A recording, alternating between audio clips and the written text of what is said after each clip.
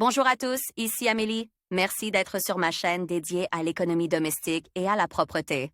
On va plonger directement dans le sujet, alors restez avec Apparu moi. dans l'après-guerre, le style rétro dans l'intérieur est devenu un symbole d'une certaine forme d'ancienneté et de simplicité.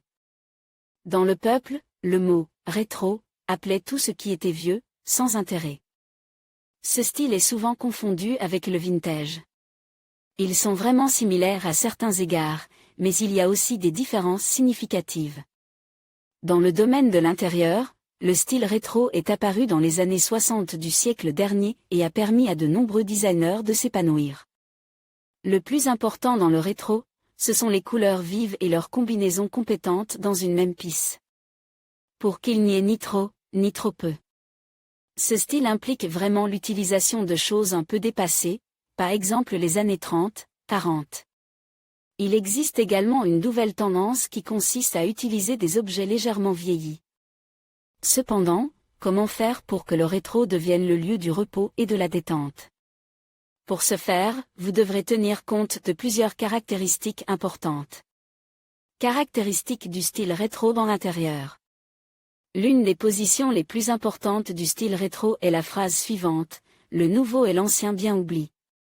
Même certaines interprétations modernes de ce style reviennent à des éléments anciens.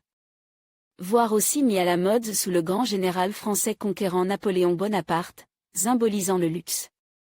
L'intérieur rétro a l'habitude de surprendre tout le monde par sa présentation, car chaque personne a une compréhension différente de la signification du mot « antique ».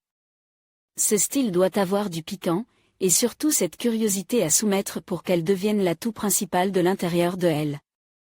Appartement ou de la maison privée.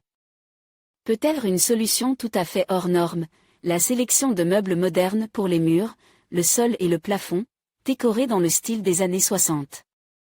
Ce choix peut égayer l'intérieur et diluer légèrement la nuance d'antiquité prétentieuse qui dérangeait quelqu'un. Le rétro est un style qui, à chaque époque, présente des différences caractéristiques. Il convient de comprendre quel type de rétro vous souhaitez incarner dans votre pièce, rétro 60s, 70s, ou même 50s. Il ne faut pas oublier que tous les types de ce style présentent des similitudes, mais aussi des différences, car les gens changent et les attitudes évoluent. Pour un style rétro classique, vous pouvez avoir recours à des meubles anciens. Non, il n'est pas nécessaire de rassembler l'argent économisé et de courir aux enchères pour acheter des objets d'intérieur coûteux. Il suffit d'emprunter une vieille commode à votre grand-mère, ou un ensemble de services. Le style doit se former à partir de petits details. En conclusion, nous pouvons dire que le style rétro est contradictoire, lumineux et très beau. Il vaut vraiment la peine de l'adopter dans l'intérieur de votre appartement.